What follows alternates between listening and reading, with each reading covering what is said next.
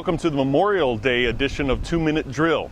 I hope you're enjoying a holiday with your family. The Chamber team, though, is hard at work here at the State House as we've got an awful lot of issues still to resolve, so let's just go ahead and jump right in. Most of you are aware that the Senate did pass a budget package last week that was really boiled down to about a $5.4 billion tax increase and a spending plan with modest spending constraint, but not really where it needs to be. Most importantly for Chamber members, I think, is the lack of real substantive reforms to help the economy. The workers' comp bill that was passed was really a fake workers' compensation reform bill. It's very important that we get real reform, not window dressing reform, and that's all we've got right now. We also had no property tax reform and not enough pro-business tax changes to make it worthwhile to balance out a $5.4 billion tax increase. So the Senate plan is very flawed. Now it goes over to the House, though.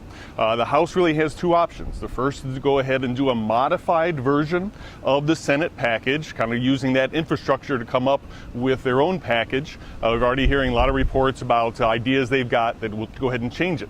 The other is to do another stopgap proposal, which we've kind of thought has maybe been likely for the last several weeks here.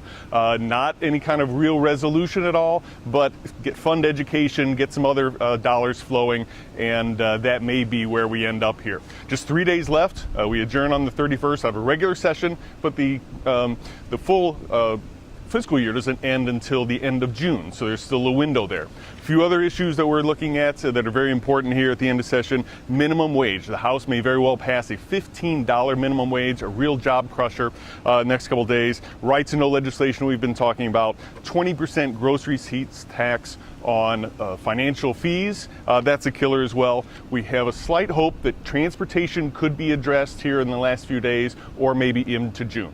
So a lot to talk about. Ran a little long today, but an awful lot of things to talk about. And we may very well be talking to you again in June. Thank you.